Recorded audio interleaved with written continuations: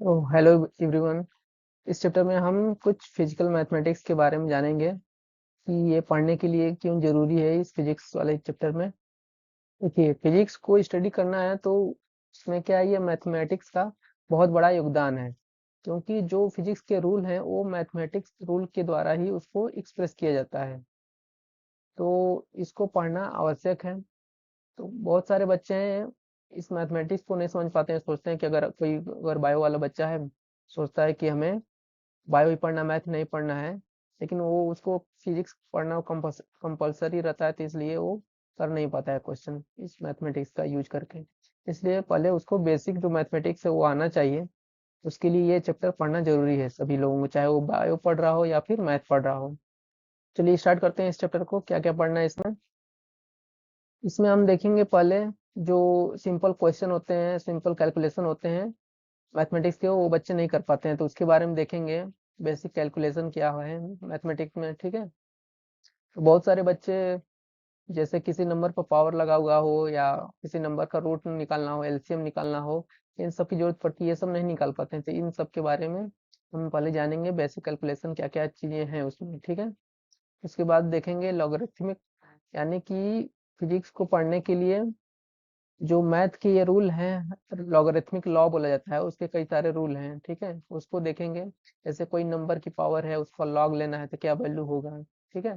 ये सारी चीजें उसमें देखेंगे। फिर ट्रिग्नोमेट्री है, जो छोटे छोटे बेसिक क्वेश्चन होते हैं, जैसे किसी ट्रायंगल का एरिया निकालना हो, या साइन थीटा का वैल्यू पता करना हो, या किसी एंगल के लिए कोई फंक्शन है, जैसे साइन है तो साइन फंक्शन का 120 डिग्री पर वैल्यू कितना होगा ये पता करना हो। ये सारी चीजें हम ट्रिग्नोमेट्री में पढ़ेंगे, ठीक है। उसके बाद ग्राफ देखेंगे। ग्राफ में हम बेसिक जो है, पहले स्ट्रेट लाइन देखेंगे, उसके बाद थोड़ा सा सर्किल, पैराबोला और हाइपरबोला के बारे में जानेंगे, ठीक है। उसके बाद हमारा जो मेन है मैथमेटिक्स का यूज, जो फिजिक्स में ज्यादातर यूज होता है, डिफरेंशिएशन है और क्या है, इंटीग्रेशन है। इन दोनों के देखेंगे। इन सब का बहुत सारा यूज है, अगर इन दोनों को ही समझेंगे तभी हमें ये फिजिक्स समझ में आएगा, ठीक है। उसके बाद ये बाइनोमियल क्वाड्रेटिक, ये यूज होता है, तो ये आपके लिए एक तरह से तीनों चीजें नई हैं। नहीं, उसके साथ साथ ग्राफ भी एक तरह से नया है, क्योंकि आप सिर्फ स्ट्रेट लाइन बनाना जानते हैं, ग्राफ अब तक जो 10 में पढ़े हैं। तो ये सारी चीजें हैं नई आपके लिए रहेंगी, और बाकी सारी चीजें तो कुछ ना कुछ आप 10th में पढ़े रहते हैं, ठीक है। एक एक करके देखेंगे हर एक लेक्चर में। इस लेक्चर में जैसा कंप्लीट हो जाता है, ठीक है। इस लेक्चर में अभी फिलहाल बेसिक कैलकुलेशन देखेंगे। स्टार्ट करते हैं आगे बेसिक कैलकुलेशन के लिए। देखिए, कुछ नंबर है इसमें दिया गया आपको। 1 की पावर 0, इसका मतलब क्या होता है, 1 होता है। 2 की पावर 0, 1 होता है। 100 की पावर 0, 1 होता है। यानी कि देखिए, कोई भी नंबर है या कितना भी बड़ा नंबर हो, उसका पावर अगर 0 लगा हुआ हो तो वैल्यू क्या होता है, 1 होता है, ठीक है। E की पावर 0 है, ये एक्सपोनेंशियल बोला जाता है। ई का वैल्यू क्या होता है, ई का वैल्यू होता है 2.73, ठीक है। तो E की पावर 0 का वैल्यू क्या भी होगा, 1 होगा। अगर निगेटिव कोई नंबर है, उसका भी पावर अगर 0 है तो वैल्यू क्या हो जाएगा, 1 हो जाएगा, ठीक है। क्या नहीं होना चाहिए, एन का वैल्यू 0 नहीं होना चाहिए। 0 की पावर 0 जो होता है ना, अनडिफाइन होता है, वो हम बता नहीं सकते कितना होगा, ठीक है। तो इस एन की वैल्यू कोई भी नंबर हो, चाहे निगेटिव हो या पॉजिटिव नंबर हो, अगर उसकी पावर 0 हो गया हो तो उसका वैल्यू कितना हो जाएगा, 1 हो जाएगा, ठीक है। ये हम जानते रहेंगे, ये सब यूज होते हैं जब फिजिक्स पढ़ते हैं तो। अभी ये वैल्यू आपको याद होना चाहिए। √2 का वैल्यू होता है 1.41 होता है। √3 का वैल्यू 1.73 होता है। √5 का वैल्यू 2.23 होता है। पाई का वैल्यू होता है 22/7 भी लिखते हैं, या फिर 3.14 होता है, ठीक है। अब इधर आ जाइए। स्क्वायर है, ये क्या है, पावर है, किसी नंबर का पावर करना है। 2 की पावर 2 4, 3 की पावर 2 9। ये कम से कम समझिए, आपको 1 से लेकर 13 तक आपको याद होना चाहिए, क्योंकि ये सब ज्यादातर यूज होते हैं फिजिक्स में यहाँ पर ना। तो ये नंबर आपको डायरेक्ट याद होने चाहिए कि 4 का स्क्वायर 16 होता है, 5 का स्क्वायर 15 होता है, 25 होता है। उसी तरह 11 का स्क्वायर, ये आगे बढ़ते जाइए, 5 6 7 8। ये सब वैल्यू आपको पता होना चाहिए, 5 का स्क्वायर, 6 का स्क्वायर, 7 का स्क्वायर, ठीक है। आगे देखते हैं ऐसे ही तक 13 तक। 11 का स्क्वायर 121, 12 का स्क्वायर 144, 13 का स्क्वायर 169, ठीक है। इसके बाद क्यूब भी वैल्यू कुछ ना कुछ याद होना चाहिए जो कि डायरेक्ट हम यूज कर सकेंगे, बार बार ये सब आते हैं। 2 की पावर क्यूब है तो मतलब उसका वैल्यू होगा 8। 3 की पावर 3 27 होता है। 4 की पावर क्यूब 64, 5 की पावर क्यूब 125, 6 की पावर 3 216, 216, ठीक है। उसके बाद और क्या है, 2 की पावर -3 है, इसको क्या लिख सकते हैं हम, देखिए जब भी किसी नंबर पर पावर अगर निगेटिव होता है उसका मतलब हो गया, जब भी निगेटिव आया उसका मतलब उसको 1 अपान करके लिखना है, और जो पावर है जिस नंबर पर पावर है उतना दे दीजिए। जैसे यहाँ पर 2 की पावर -3 का मतलब हो गया, जब माइनस आ गया यहाँ पर तो माइनस का मतलब 1 अपान करके लिख दीजिए इसको, 1 अपान 2 की पावर 3, पावर वही दे दीजिए, ठीक है। तो इसको और क्या लिख सकते हैं, 1 का ऊपर 1 और नीचे 2 की पावर क्यूब, अभी यहाँ से देखे हैं क्या होता है 8 होता है, तो 2 की पावर क्यूब 8 यूज कर लेंगे यहाँ से, ठीक है। उसी तरह ये देखिए 3 की पावर -3 है, मतलब 1 अपान 3 की पावर 3, ये जो निगेटिव वो कह रहा है कि ये 1 अपान में लिखना है, और 3 की पावर ये 3, इसको पावर दे दीजिए बस। तो 3 की पावर 3 हो गया ये आपका 1 अपान 27, ठीक। यहाँ 4 की पावर -3/2 है, इसका मतलब क्या हो गया, अब देखिए यहाँ पर निगेटिव वैल्यू है ना, निगेटिव वैल्यू है, इसका मतलब इसको 1 अपान करके लिखिए। यहाँ पर लिखेंगे 1 अपान, और जो पावर है पॉजिटिव करके लिख दीजिए, 4 की पावर 3/2, ठीक है, ऐसे भी लिख सकते हैं। इसको और तरीके हैं लिखने के, इसको हम लिख सकते हैं 1 अपान, ये देखिए 4 की पावर क्यूब की पावर 1/2, 1/2 का मतलब √2 होता है ना, तो ये 4 की पावर क्यूब का मतलब 64, और 64 है तो 64 का ये क्या हो जाएगा, रूट हो जाएगा, तो 1 अपान रूट में 64, ठीक है। ये 1 अपान √64 है। अब √64 का मतलब ये 8 का स्क्वायर है ना, तो 8 लिख देंगे यहाँ। 8 का स्क्वायर 64 होता है, तो स्क्वायर रूट लेना है, मतलब 8 हो जाएगा। अब यहाँ देखिए 8 की पावर 2/3 है, इसको और क्या लिख सकते हैं हम, 8 की पावर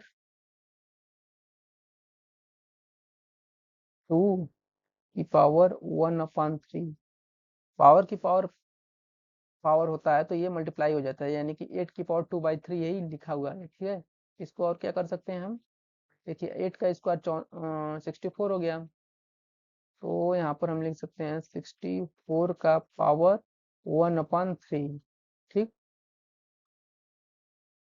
अब यहाँ रूट रूट नहीं है, 1/3 है, 1/3 का मतलब क्यूब रूट हो गया ये, यानी कि इसको अगर लिखना हो तो इसको ऐसे भी लिखा जा सकता है, 64 अंदर, और यहाँ जो स्क्वायर रूट लिखते थे वहाँ 3 लिख देने का मतलब है क्यूब रूट हो गया। क्यूब रूट 64 का मतलब हो गया 4, इसका मतलब क्या हो गया, 4 की पावर 3 है, यानी कि 4 का मल्टीप्लाई 4 में 3 बार करेंगे तो ये 64 आ जाएगा, तो इसका 8 की पावर 2/3 है, इसका वैल्यू कितना हो जाएगा, 4 हो जाएगा।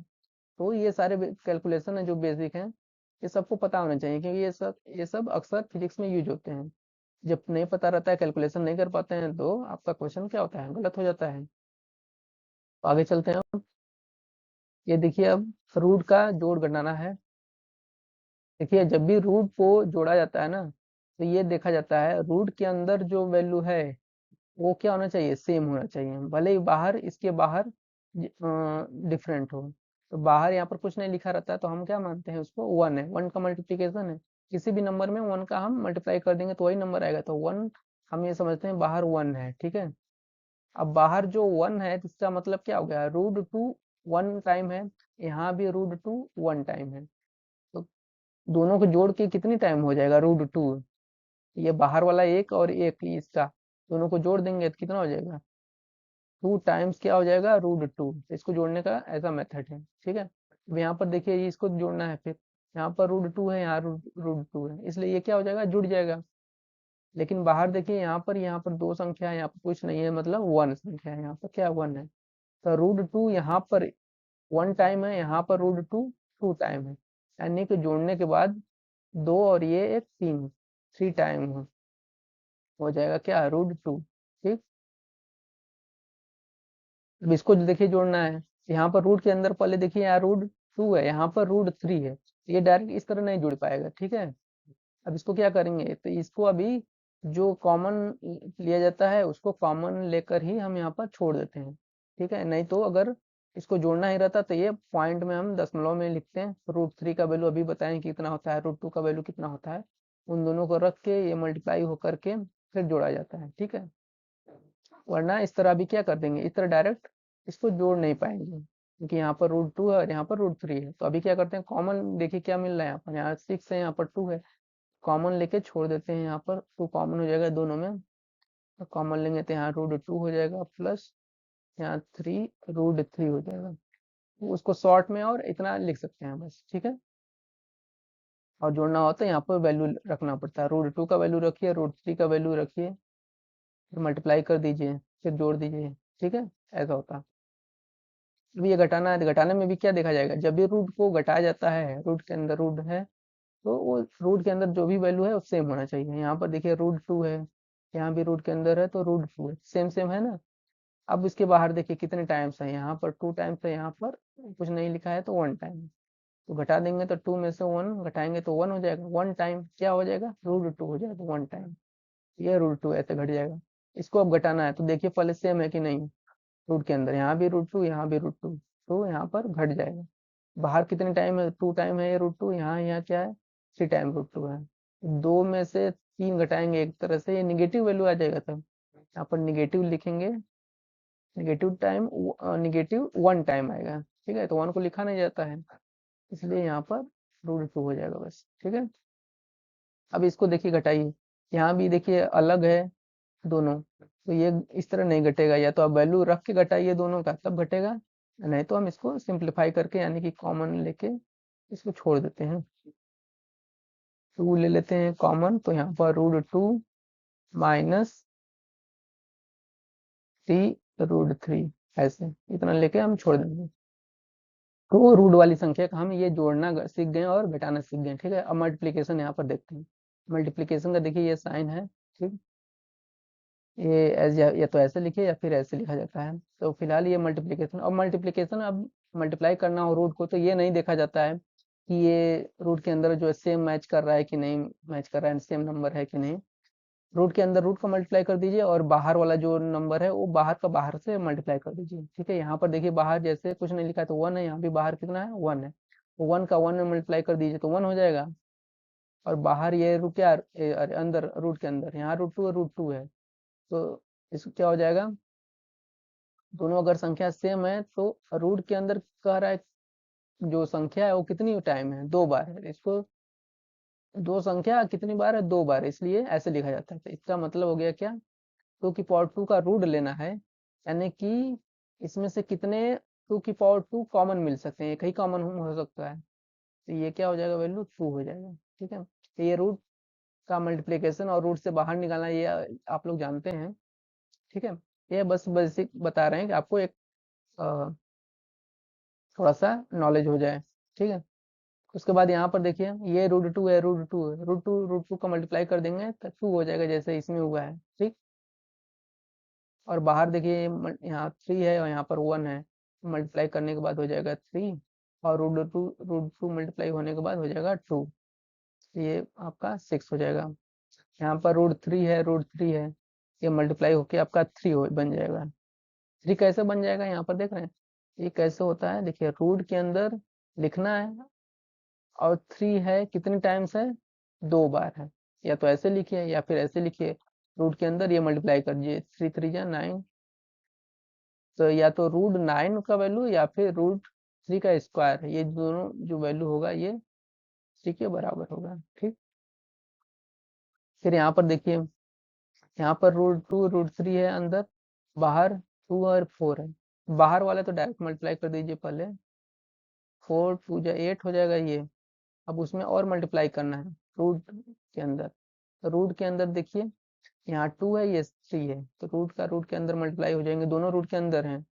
और वो डबल कॉमन मिलेगा नहीं, जैसे 2 की पावर 2 रहता तो एक बाहर कर लेते हैं रूट के, उसी तरह यहाँ पर 2 भी एक ही बार है और 3 भी एक ही बार है, तो ये रूट के बाहर निकलेगा नहीं। ठीक है, तो ये रूट के अंदर रूट ही रह जाएगा, इसलिए हम उसको ऐसे लिख देते हैं मल्टीप्लाई करके। ठीक, अब इसको मल्टीप्लाई कर दीजिए, यहाँ पर देखिए √3 है, √3 है, तो ये रूट के बाहर आ जाएगा, यानी कि 3 एक बार आ जाएगा, और बाहर कितना है 4 है, यहाँ पर 2 है, तो 4 2 का मल्टीप्लाई होके 8 इंटू, अब रूट का रूट मल्टीप्लाई हो जाएगा तो ये 3 हो जाएगा, ये आपका वैल्यू 24 हो गया। ठीक, ये मल्टीप्लीकेशन हो गया। अब डिवीजन देखिए कैसे होता है, यहाँ से डिवीजन आपको सीखना है। 2 को डिवाइड करना है √2 से, इसका मतलब क्या है, अब देखिए इस 2 को ना रूट के फॉर्म में हम कैसे लिख सकते हैं, 2 इंटू √2, इस 2 को हम ऐसे लिख सकते हैं। ठीक है, तो ये अगर डिवाइड करना है √2 से, इसका मतलब एक √2 कट जाएगा, तो बचेगा क्या, √2, ऐसे लिखा जाता है। ठीक है, अब यहाँ पर देखिए यहाँ √2 डिवाइड बाई 2 करना है, तो ये कितना होगा, तो ये √2 है और नीचे 2 है, तो इसको भी हम 2 को ऐसे लिख सकते हैं, √2 इंटू √2, और ये √2 एक √2 कट जाएगा, तो बचेगा क्या, 1/√2, ये वाला आंसर हो जाएगा हमारा। ठीक, अब देखिए यहाँ पर डिवीजन है, यहाँ 12 बाहर है, यहाँ 2 भी बाहर है, तो इसको क्या कर दिए, डायरेक्ट डिवाइड कर दीजिए बस, 12 को 2 से डिवाइड कर दीजिए, 6 आ गया, और रूट हो गया, बचा ही रह गया, तो 6√2 इसका आंसर हो जाएगा। ठीक है, उसी तरह यहाँ पर देखिए अब 12 डिवाइड बाई √2 है, ये कब से डिवाइड होगा, तो इसको ऐसे समझिए ना, ये √2 जब भी आए तो सोचिए ऊपर √2 बनाने की कोशिश कीजिए, अगर बन जाएगा तो कैंसिल हो जाता है, यानी कि डिवीजन होके खत्म हो जाता है। जैसे अब इसको क्या कर सकते हैं, अगर 12 को हम 6 इंटू 2 कर दें, 6 इंटू 2 लिखें, ठीक है, लेकिन 2 को भी हम √2 मल्टीप्लाई करके लिखें, तो ऐसे लिखें, इससे क्या फर्क पड़ रहा है, नीचे √2 है वो कैंसिल हो जाएगा, ये एक रूट टू कैंसिल हो जाएगा, आंसर हमारा हो जाएगा 6√2। ठीक, तो ऐसे सॉल्व किया जाता है, जब भी √2 का फंक्शन आता है, √2 से मल्टीप्लीकेशन या डिवीजन है, तो सोचा करिए यही कि √2 और कहीं से बन जाए, अगर बन जाता तो कैंसिल हो जाता है। अब यहाँ पर देखिए 12 डिवाइड बाई √3 है, इसको कैसे करेंगे, तो वही √3 का हम देखेंगे ऊपर बन जा रहा है कि नहीं, अगर बन जाएगा तो कैंसिल हो। देखिए अब इसको हम 12 को क्या लिख सकते हैं, 4 × 3, 4 × 3 लिखने के बजाय हम √3 इंटू √3 लिख दें तो कोई दिक्कत नहीं है, और नीचे √3 है ही, अब इससे क्या फायदा है, √3 कैंसिल हो जाएगा, इसका वैल्यू हमारा हो जाएगा 4√3। तो ये सारे बेसिक कैलकुलेशन है जो आपको पता होने चाहिए, तो ये सब अगर नहीं कर पाते हैं तो आपको फिर फिजिक्स में पढ़ने में दिक्कत होती है। ठीक है, देखिए फिजिक्स बस आपको कंसेप्ट बताता है, उस कंसेप्ट को कैसे अप्लाई करना है, कैसे वो एक्सप्रेस करना है, वो मैथमेटिक्स के द्वारा ही हो पाता है, इसलिए मैथमेटिक्स जानना जरूरी है। ठीक, अब आगे देखते हैं, ये देखिए जो बेसिक आपने 10th में पढ़ा होगा, इसको एक एक करके देखते हैं। ठीक है, पहले सर्किल देखते हैं, सर्कल में ये सर्कल का जो बीच वाला पॉइंट होता है इसको बोला जाता है सेंटर। ठीक, CNTR सेंटर बोला जाता है। अब यहाँ से इसको पहले तो जान लीजिए ये क्या है, ये रेडियस होता है, रेडियस को यानी कि त्रिज्या बोला जाता है, इसको स्मॉल r कैपिटल R से दिखाया जाता है। ठीक है, और ये जो टोटल लंबाई होती है, ये कर वाला पार्ट, ये जो चारों तरफ से, इसको क्या बोला जाता है, परिधि। ठीक है, हिंदी में क्या बोला जाता है, परिधि इसको बोला जाता है, या फिर इंग्लिश में बोला जाता है सरकमफ्रेंस बोला जाएगा। ठीक है, इसको हिंदी में लिख देते हैं परिधि। ठीक है, इसका वैल्यू कितना होता है, यानी कि इसकी लंबाई अगर टोटल देखा जाए तो ये वाली चारों तरफ से ये जो लंबाई होती है ना, ये कितना होता है, 2πr के बराबर होता है, r क्या है, ये रेडियस है। ठीक है, इसकी लंबाई, उसमें 2π को मल्टीप्लाई कर देंगे तो ये आपका परिधि निकल के आ जाएगा। ठीक, ये अब परिधि समझ गए हैं, ये त्रिज्या समझ गए हैं। अगर अब इसी सर्किल का अगर अब पूछा जाए कि एरिया कितना होगा, क्षेत्रफल कितना होगा, ठीक है, तो एरिया बताने के लिए ये फार्मूला आप पढ़े होंगे, पाई आर स्क्वायर होता है। ठीक है, ये रेडियस है, उसमें पाई का मल्टीप्लाई करिए, आर का स्क्वायर करके पाई का मल्टीप्लाई कर दीजिए तो आपका क्षेत्रफल निकल के आ जाएगा। ठीक, तो ये सारी चीजें यूज होती हैं तो आपको जानना चाहिए। अब ये स्फेयर है, ठीक है, दूसरा ये क्या है, ये पहला हम सर्किल पढ़े हैं, दूसरा स्फेयर है। स्फेयर और सर्किल देखिए एक ही जैसा दिख रहा है, लेकिन अंतर क्या है, यहाँ पर बस कलर किए, यहाँ पर कलर नहीं किए, यही अंतर है? नहीं, अंतर फिजिकली देखिए, ये जो सर्कल होता है ना ये 2D होता है और ये स्फेयर 3D होता है। तो 2D और 3D कहने का मतलब क्या हो गया, देखिए 2D ऑब्जेक्ट को उस ऑब्जेक्ट को कहा जाता है, डी का मतलब हो गया डायरेक्शन, दो, टू का मतलब दो, दो, दो डायरेक्शन किसमें होता है, जैसे अगर मैं कहूँ कोई ऑब्जेक्ट है, उसका बस लंबाई है और उसका चौड़ाई है, ठीक है, तो उसको क्या बोला जाएगा, 2D ऑब्जेक्ट बोला जाएगा। अगर उसका लंबाई चौड़ाई के साथ साथ ऊंचाई भी हो या कुछ मोटाई हो तो क्या बोला जाएगा, उसको 3D ऑब्जेक्ट बोला जाएगा। ठीक है, ये सर्कल है, मान लीजिए एक कोई पतला वायर है, उसको आप दोनों सिरों को ज्वाइन कर देंगे तो क्या बन जाएगा, एक सर्कल बन जाएगा। ठीक है, ये अगर वायर है आपका जो गोल, हाँ, यहाँ पर ये वायर मान लीजिए वायर से ही बना हुआ है, तो इसका देखिए यहाँ पर अगर हम देखा जाए तो इसका कुछ ना कुछ लंबाई है ये, और चौड़ाई देखा जाए तो ये कुछ ना कुछ ये चौड़ाई है। ठीक है, लेकिन इसका कुछ ऊंचाई नहीं है, बहुत पतला तार है तो इसका कुछ ऊंचाई नहीं है इसकी लंबाई और चौड़ाई के रेस्पेक्ट में, इसलिए इसको क्या बोला जाएगा, 2D ऑब्जेक्ट है ये। ठीक है, लेकिन 3D ऑब्जेक्ट, ये जो स्फीयर है 3D है, ये 3D कैसे है, क्योंकि इसका कुछ ना कुछ ये लंबाई रहता है और ये चौड़ाई भी रहता है और इसका कुछ ऊंचाई कह लीजिए या फिर मोटाई होता है। ठीक है, जैसे एग्जांपल में आपने फुटबॉल की गेंद, फुटबॉल, ये फुटबॉल की गेंद जो होती है वो क्या होती है, 3D होती है, लेकिन एक पतला वायर है, उसके दोनों सिरों को ज्वाइन कर दीजिए तो वो क्या हो जाएगा, वो 2D हो जाएगा, वो उसको फुटबॉल नहीं बोलेंगे। ठीक है, तो क्या हो जाएगा, वो सर्किल उसको बोला जाएगा। तो अब स्फीयर यानी कि हिंदी में इसको बोला जाता है गोला। ठीक, तो गोला के लिए आपने इसका अगर पूछा जाएगा कि रेडियस पूछा जाए, यहाँ पर हम पहले इसको, ये भी क्या होता है, स्फीयर का सेंटर होता है, फिर यहाँ से इसके सरफेस तक, ये इसको रेडियस हम आर दिखा दे रहे हैं। अब मैं पूछूं इस स्फीयर का या इस गोले का पूरा क्षेत्रफल कितना होगा, इस बाहर वाला ये जो जितना करो पार्ट है ढका हुआ है उसका क्षेत्रफल कितना होगा। ठीक है, तो आपने पढ़े होंगे फार्मूला 4 पाई आर स्क्वायर करके। ठीक है, और इसी स्फीयर का अगर हम वॉल्यूम पूछें, आयतन, आयतन यहाँ पर आपने क्या पढ़ा है, 4/3 पाई आर क्यूब, ये आपने आयतन पढ़ा। आयतन यहाँ 2D वाले ऑब्जेक्ट में हम नहीं पढ़ रहे, क्यों नहीं पढ़ रहे, क्योंकि आयतन इसका नहीं है, इसका बस लंबाई और चौड़ाई, इसका कुछ ऊंचाई है ही नहीं, तो यहाँ पर बस एरिया पढ़ा जाता है। और 3D वाले में क्या है, यहाँ पर क्षेत्रफल भी हो जाता है और आयतन भी हो जाता है। आयतन के लिए 3 डायमेंशन चाहिए होता है ना, लंबाई चौड़ाई मोटाई। ठीक है, तो यहाँ पर लंबाई चौड़ाई मोटाई सब है, इसलिए यहाँ पर आयतन पढ़ा गया है, लेकिन 2D ऑब्जेक्ट में आयतन नहीं होता है। ठीक, तो ये दोनों फार्मूले आपको पता होने चाहिए, क्षेत्रफल कैसे निकाला जाएगा गोले का और आयतन कैसे निकाला जाएगा। ठीक है, अब उसी तरह आप सिलेंडर के लिए पढ़ते हैं। अब सिलेंडर भी देखिए क्या है, आपका 3D ऑब्जेक्ट है, यहाँ पर एक ये जो देख रहे हैं यहाँ पे इसका सेंटर हो गया, ये अगर रेडियस मान लेते हैं आर।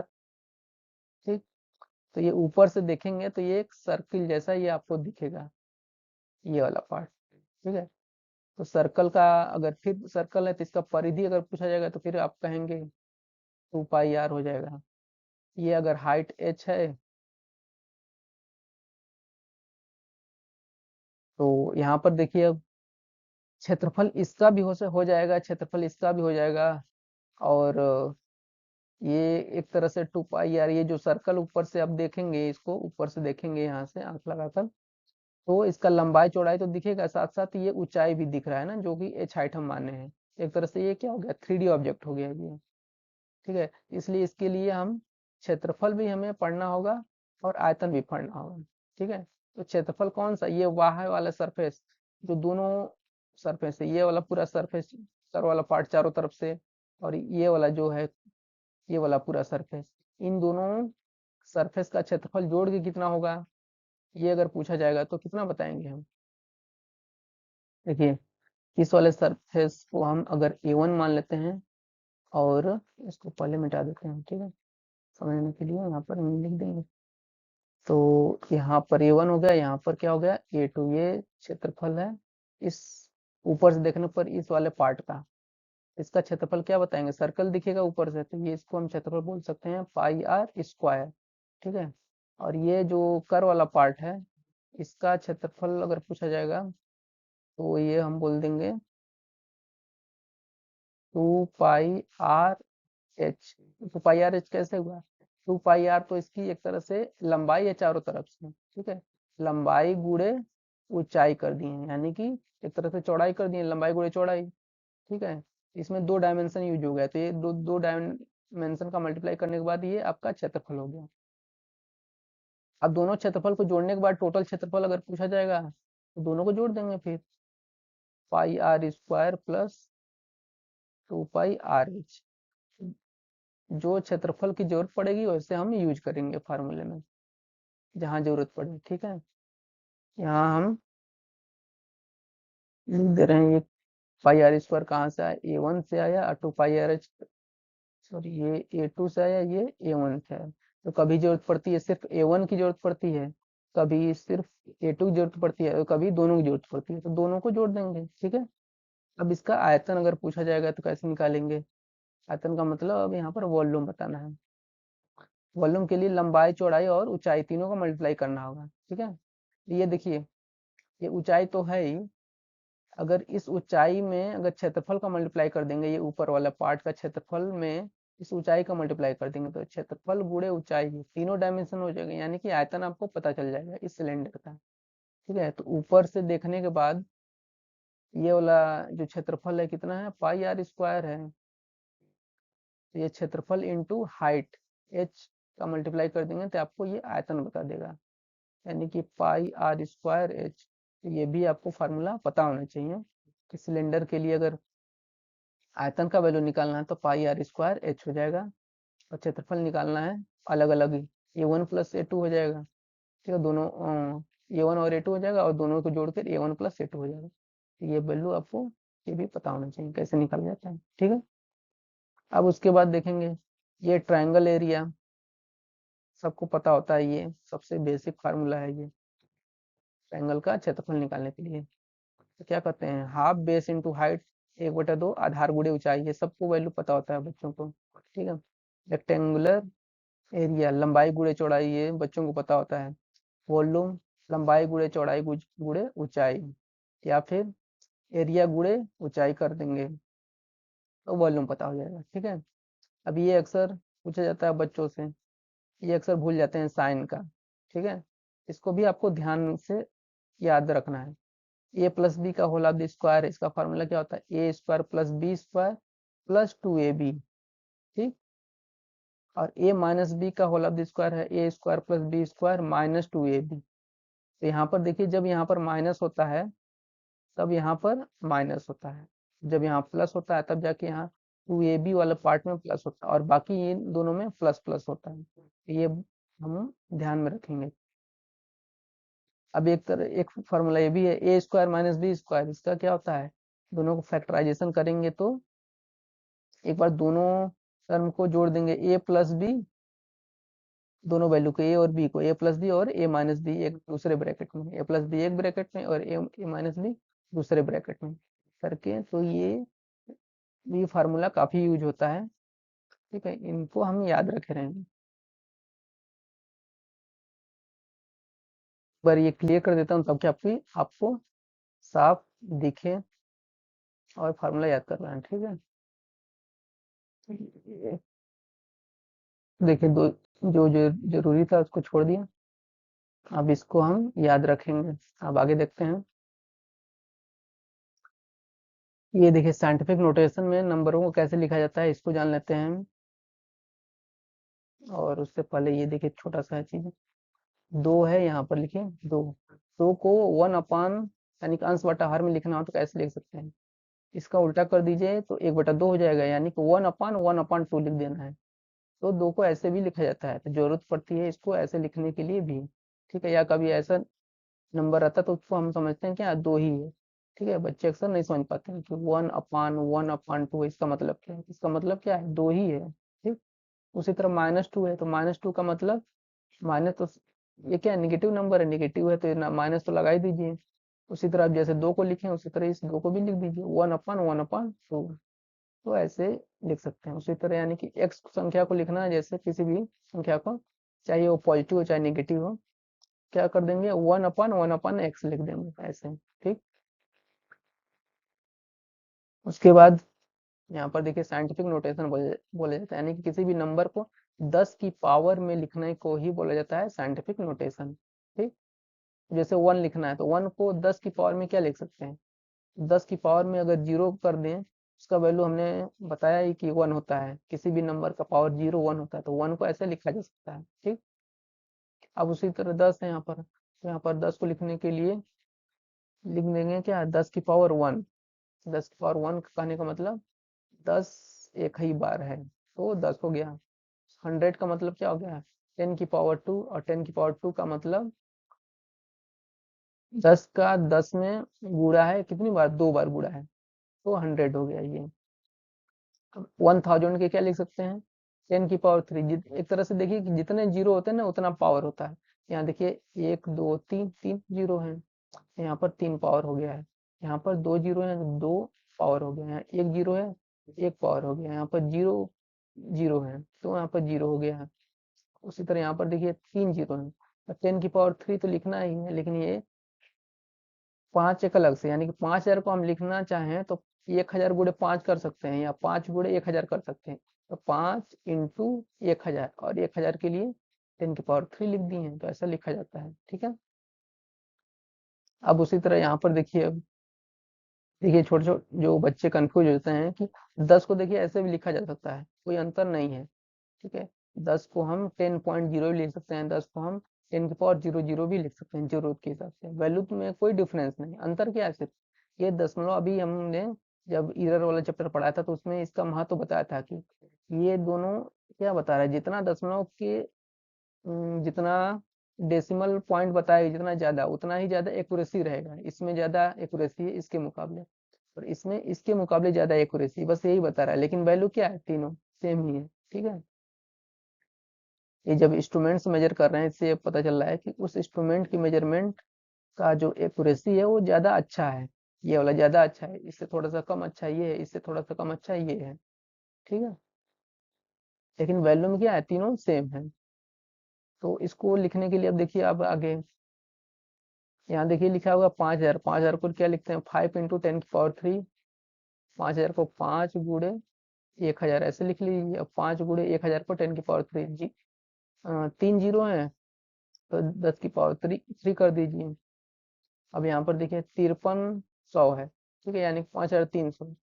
एक तरह से यहाँ पर देखिए 5300 है तो 5300 के बाद यहाँ दशमलव लगा के जीरो लिख दें, कोई फर्क पड़ेगा, नहीं फर्क पड़ेगा। अभी बताया ना, चाहे 5300 लिखिए चाहे 5300.0 लिखिए, कोई अंतर नहीं पड़ेगा। तो अब यहाँ से देखिए एक तरह से आपको क्या करना है, ये जो दशमलव है इसको उठाकर हमें यहाँ करना है।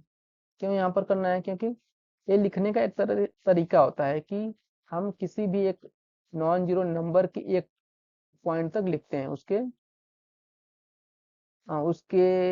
कम से कम एक नंबर होना चाहिए, उसके बाद ही दशमलव लगना चाहिए। तो ये एक तरह से बोल सकते हैं हम क्या है, तरीका है लिखने का। ठीक है, तो अगर इस दशमलव के यहाँ पर लाना है तो देखिए एक तरह से ये क्या है, 5300 है ना, 5300 को हमें 5.3 बनाना है। यानी कि जब भी आप बड़े नंबर को छोटे नंबर में बदल रहे हैं, 5.3 में बदल रहे हैं, तो आपको 10 की पावर बढ़ानी पड़ेगी, तब वो उसके बराबर हो पाएगा।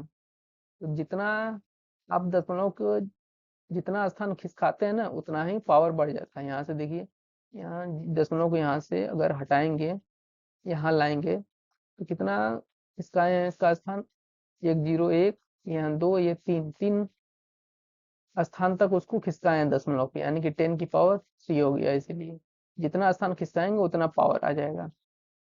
यहाँ पर देखिए 2345 है, इसका मतलब दशमलव यहाँ पर है, इस दशमलव को लाना है हमको यहाँ पर।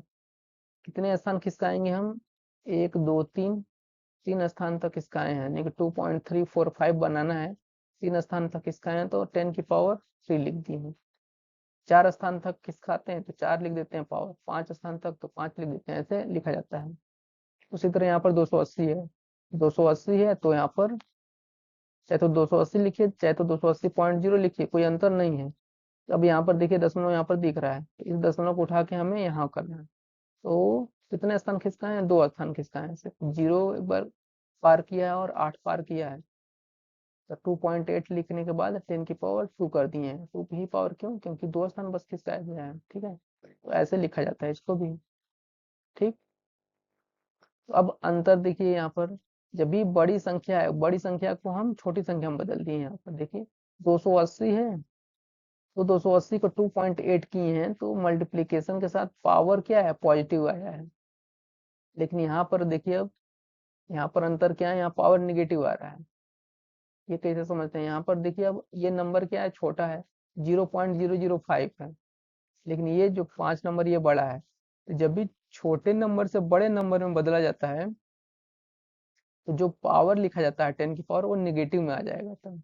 ठीक है, 10 की पावर -3 में लिखा जाएगा, यानी कि पावर जो भी होगा वो निगेटिव में लिखा जाएगा। कैसे देखिए, अब इसको लिखने का क्या तरीका है, पहले तो ये सिंपल अंश बटा हर में कैसे लिखा जाता है इसको देख लीजिए। देखिए इसको कैसे लिखा जाएगा, यहाँ पर इस दशमलव को यहाँ यहाँ पर लाना है ना, तो यहाँ पर लाने के लिए क्या करना पड़ेगा, ये देखिए अगर यहाँ पर लाएंगे तो ये पूरी संख्या 5 बन जाएगी। हम यहाँ पर 5 लिख दिए, लेकिन जब यहाँ 5 लिख देंगे तो वैल्यू में अंतर हो जाएगा। तो सेम वैल्यू करने के लिए क्या करना पड़ेगा, देखिए जितने स्थान खिसकाए हैं उतने जीरो यहाँ पर लिखना पड़ेगा एक के बाद, और डिवाइड करना पड़ेगा। ठीक है, इस दशमलव को अगर यहाँ लाना है तो ये बन जाएगा 5, 5 अपान करके लिखना होगा, कितने जीरो, कितने स्थान खिसकाए हैं, 1 2 3, 3 स्थान खिसकाए हैं, तो यहाँ 1 लिख के 3 जीरो बढ़ाना पड़ेगा, यानी कि 1000 से डिवाइड करना पड़ेगा, तब वो उस नंबर के बराबर हो जाएगा। ठीक है, तो इस वैल्यू को हम लिख सकते हैं 5/1000। इस 5/1000 को फिर हम, ये 5 ऊपर का जो है वो छोड़ दिए हैं, 5 इंटू करके, जो नीचे 1000 है उसको ऊपर ले गए हैं, तो 10 की पावर -3 लिख दिए। ठीक है, हमने वो जब बताया था 10 की पावर 3 अगर होता है इसको 1000 लिखा जाता है, लेकिन 10 की पावर -3 होता है, तो इसका मतलब जब भी माइनस पावर हो तो उसका मतलब 1/10 की पावर 3। ये पहले वाले स्लाइड में ही हमने बताया था। ठीक है, तो उसी तरह यहाँ जब इसी का उल्टा देखिए, अब 1/10 की पावर 3 जहाँ पे ही होगा उसको क्या लिख सकते हैं, 10 की पावर-3, वही तो है। यहाँ पर ये एक तरह से 1/1000 है, तो उसी को हम लिख दिए 10 की पावर-3। उसी तरह अब यहाँ पर देखिए दूसरे वाले में, इस दशमलव को हमें यहाँ लाना है 45 बनाने के लिए, तो यहाँ देखिए 45 ऊपर हो गया, डिवाइड बाई कितने स्थान खिसकाए हैं, 1 2 3, तो 1 लिख के जीरो, 3 जीरो बढ़ाकर डिवाइड कर दिए, यानी कि 1000 से डिवाइड कर दिए। तो इस संख्या को हम लिख सकते हैं 45/1000। ठीक, अब इसको लिखने का और दूसरा भी तरीका है, अगर दशमलव के फॉर्म में फिर लिखना चाह रहे हैं, तब क्या हो गया, 45 को हमें 4.5 बनाना है। ठीक है, 45 को फिर 4.5 बनाना है, तो इसको हम लिख सकते हैं 4.5 इंटू 10 की पावर 1 लिखना पड़ेगा, क्योंकि दशमलव यहाँ से खिसका कर यहाँ पर लाना है, 10 की पावर 1 हो जाएगा, लेकिन 1000 से डिवाइड है, तो जब 1000 से डिवाइड करेंगे तो ये 1 जीरो खत्म हो जाएगा, बचेगा नीचे 100, 100 बचेगा, और 1/100 को क्या लिख सकते हैं, 10 की पावर -2 लिख सकते हैं। ठीक, तो ये सारी छोटी छोटी बातें हैं, आपको पहले से पता होनी चाहिए। दशमलव को ये अंश बटा हर में लिखना या साइंटिफिक नोटेशन में लिखना। अब यहाँ पर देखिए 0.45 है तो 45 बटे 100 लिख सकते हैं। फिर इसको हम लिख सकते हैं 4.5 इंटू 10⁻⁻1 लिख सकते हैं। ठीक है, उसी तरह इसको भी है 80.34 है, तो यहाँ पर इक्वल का साइन छूटा हुआ है, तो 80.34 डिवाइड बाई 100 लिख सकते हैं। और फिर इसको चाहे तो आप दशमलव के एक किसी एक नंबर के बाद दशमलव लिखना है तो उसको 8.034 करके यहाँ पर देखिए, जैसे ये 8034 है, दशमलव एक तरह से यहाँ है, इसको उठाकर यहाँ पर करना है। तो यहाँ पर करने के लिए हमें 10⁻³ उसमें क्या नाम हो जाएगा, बढ़ जाएगा। और यहाँ पर 100 है, 100 से डिवाइड है, तो डिवाइड कर देंगे तो 2 जीरो कैंसिल हो जाएंगे, 1 जीरो बचेगा, तो 10⁻1 हो गया यहाँ पर। ठीक है, तो ये सारी छोटी छोटी चीजें आपको पता होनी चाहिए। अब आगे चलते हैं, एडिशन ऑफ एक्सपोनेंट। देखिए अब इसको जोड़ना है, 10⁻² है और 10⁻³ है, तो क्या इसका जोड़कर 10�5 हो जाएगा ना? नहीं, ऐसा नहीं होगा। तो जब भी पावर का एडिशन करना हो तो उसको पहले समझिए यह है क्या। ये 10⁻² कहने का मतलब क्या है, ये 100 है। और 10⁻³ कहने का मतलब क्या, 1000 है। 1000 में 100 ऐड करेंगे तो ये कितना हो जाएगा, 1100। ये 1100 हो जाएगा या 1100 हो जाएगा, तो ये आंसर है। लेकिन देखिए 10⁻5 लिख देने का कहने का मतलब क्या हो जाएगा, 10 का मल्टीप्लाई होगा 10 में कितनी बार, 5 बार। 5 बार हो गया ना। अब ये देखिए, यानी कि एक बार एक लगाने के बाद 5 शून्य लगाएंगे, तो ये देखिए 1 लाख है। और यहाँ पर आंसर एक्चुअली क्या होगा, 1100 से होगा।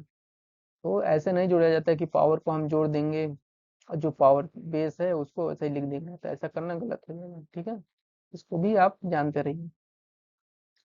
तो ये ऐसा जो आप करते हैं, अक्सर बच्चे ऐसे ही करते हैं, x⁻m+n कर देंगे, तो क्या है ये चीज गलत है। ठीक है, पावर तब जुड़ता है जब ये मल्टीप्लिकेशन हो, एडिशन में नहीं होता है। अभी उसको भी बताएंगे। अब सब्सट्रैक्शन यानी घटाना में है, जैसे इस टाइप का क्वेश्चन रहे, जैसे 10⁻³ माइनस 10⁻² है, इसका मतलब क्या हो गया, तो इसको पहले समझिए यह है क्या। 10⁻³ का मतलब 1000 माइनस 10⁻² का मतलब 100।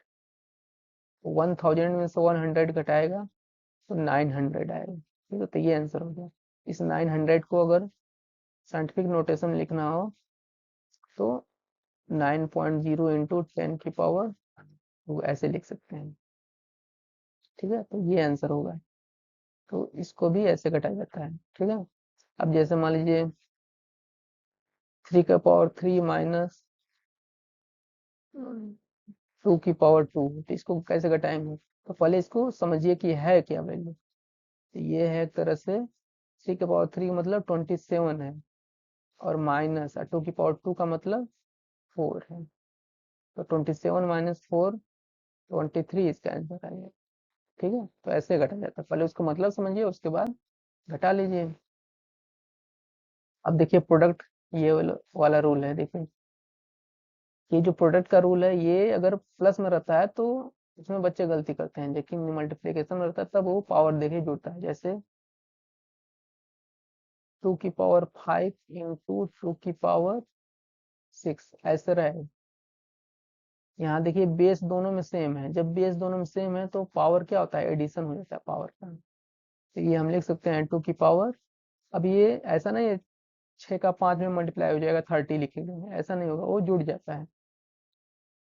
तो 6×5 = 11 हो जाएगा। ठीक है, यहाँ पर देखिए दोनों क्या हो जाएगा, जुड़ जाएगा। अब उसी तरह 10⁻³ इंटू 10⁻4 रहे, इसका मतलब क्या हो गया, 10 की पावर दोनों जोड़ देंगे, 3+4, 10⁻7 हो जाएगा।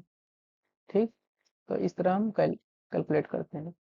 3⁻³ इंटू 3⁻10, इसका वैल्यू आप बताइएगा। ठीक है, उसी तरह डिवीजन प्रॉपर्टी ऑफ एक्सपोनेंट, इसका क्या होगा, एग्जांपल ले लेते हैं, जैसे 10⁵ डिवाइड बाई 10⁻³ है।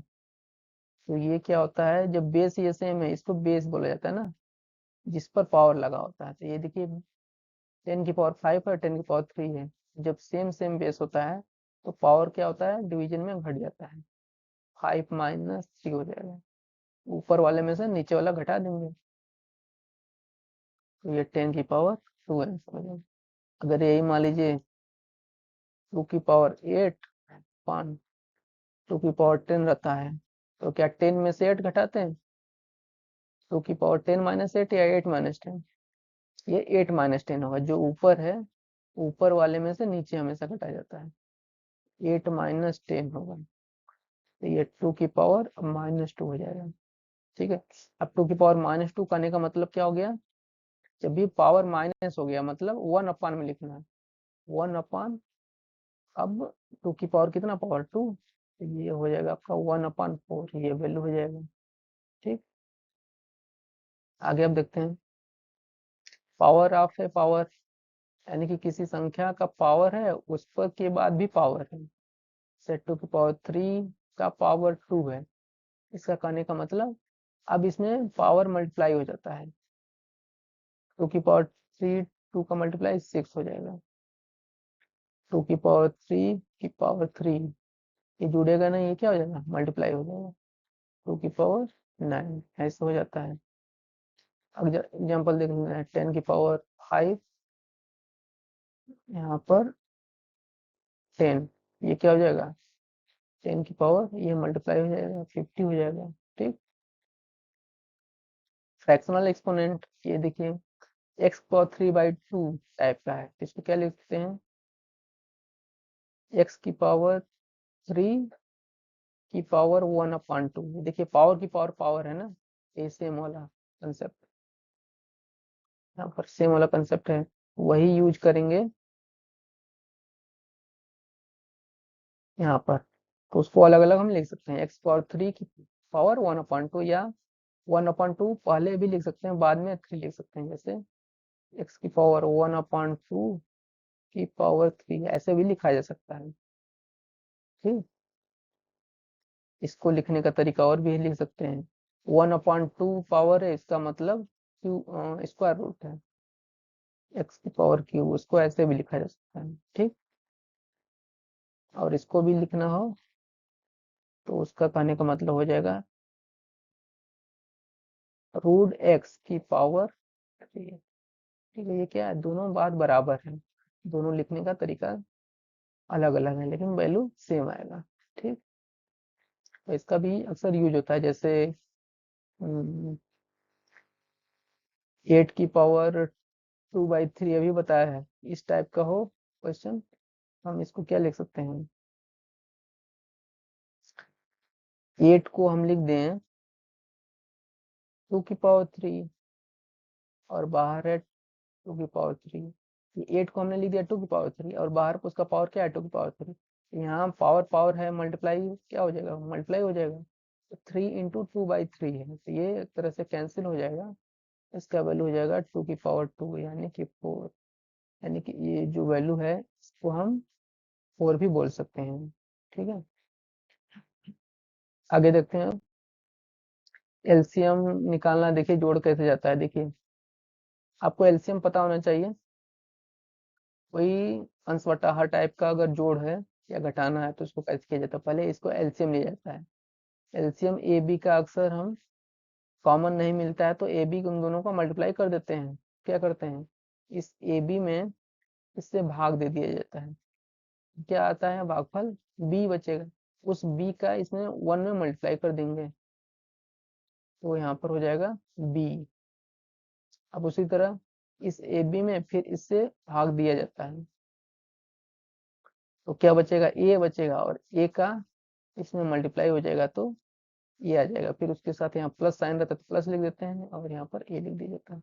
तो इस टाइप का जब भी क्वेश्चन हो तो हम के देखिए क्या किए हैं, दोनों का नीचे मल्टीप्लीकेशन कर दिए और दोनों का जोड़ कर दिए ऊपर, ये प्लस बी कर दिए।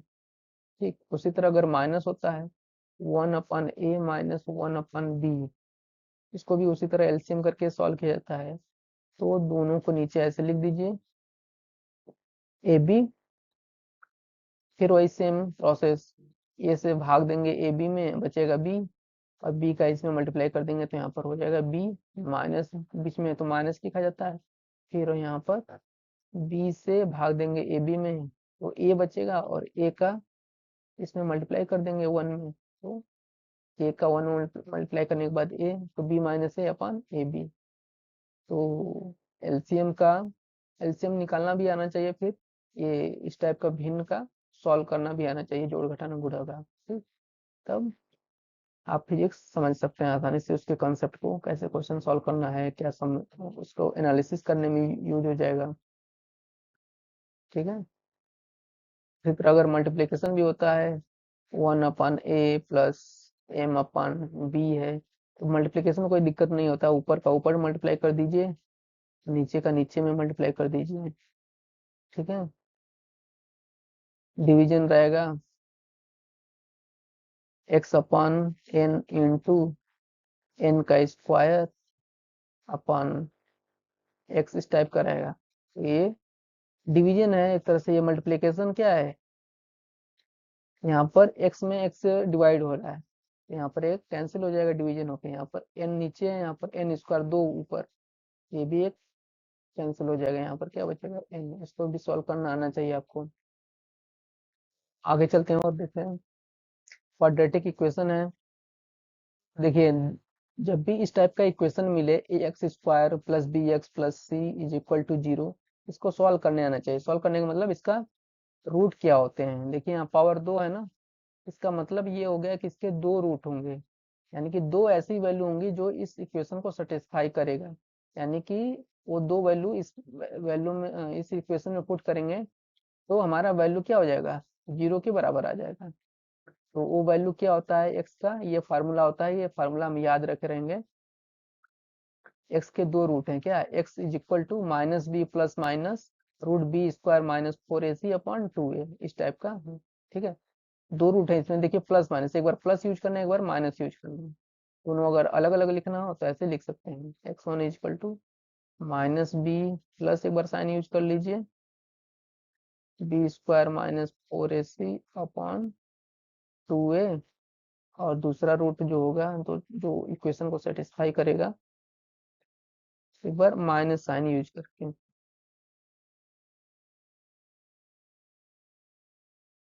ठीक है। ये दोनों रूट, यानी कि x1 का वैल्यू ये जो है, ये x2 का वैल्यू है, दोनों का वैल्यू अगर इस इक्वेशन में पुट करेंगे तो वैल्यू देखिएगा 0 हो जाएगा, ठीक। तो इसको सॉल्व करने आना चाहिए। जैसे एग्जांपल में एक एग्जांपल ले लेता हूं मैं, एक इक्वेशन है x² plus 7x plus 12 is equal to 0। अब इसको सॉल्व करना है कि x की क्या वैल्यू होंगी जो इसमें पुट करने के बाद ये 0 के बराबर हो जाए, कैसे सॉल्व किया जाता है इसको। तो ये फार्मूला आपको पता होना चाहिए, तो ये याद होगा तो आप क्वेश्चन को आसानी से कर लेंगे। तो यहाँ पर देखिए x के 2 वैल्यू होंगे, क्या लिख सकते हैं, x is equal to minus B. अब इस इक्वेशन से कंपेयर कर लीजिए, ax² plus B x plus C is equal to 0, इससे कंपेयर करेंगे तो यहाँ से पता चल रहा है जो c का वैल्यू है, यहाँ लिख दे रहे हैं, जो c है वो 12 के बराबर है, जो b है वो 7 के बराबर है, जो a है वो 1 के बराबर है, ठीक। कंपेयर करके यहाँ से देखिए, यहाँ से कंपेयर कर लीजिए, यहाँ से कंपेयर कर लीजिए, और यहाँ से कंपेयर कर लीजिए। अब सिंपली यहाँ पर सिर्फ फार्मूला अगर याद हो तो b की जगह हम यहाँ से देखती है, b की जगह 7 पुट करेंगे, a की जगह 1 पुट करेंगे, और c की जगह 12 पुट करेंगे, तो ये हमारा सॉल्व हो जाएगा। यहाँ हम -7, दोनों रूट एक साथ निकाल लेते हैं, बी का स्क्वायर मतलब 49 माइनस 4 इंटू ए सी, ए का वैल्यू 1, सी का वैल्यू 12, तो 12 हो जाएगा, डिवाइड बाई 2 इंटू ए का वैल्यू 1 है, यहाँ से -7 plus minus 49 minus 48 root 1 divide by 2, यहाँ पर -7 प्लस माइनस √1 का मतलब 1 डिवाइड बाई 2, और यहाँ पर देखिए एक बार प्लस साइन के साथ यूज करिए, एक बार माइनस साइन के साथ यूज।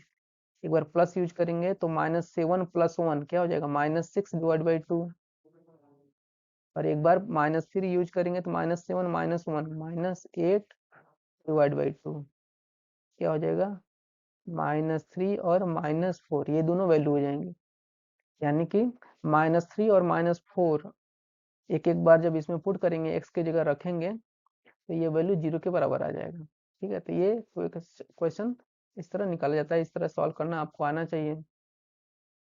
ठीक है, तो बेसिक में इतना ही रहने देते हैं। इतना आप अगर समझेंगे तो आप क्वेश्चन को आसानी से एनालिसिस कर पाएंगे, समझ पाएंगे और सॉल्व कर पाएंगे।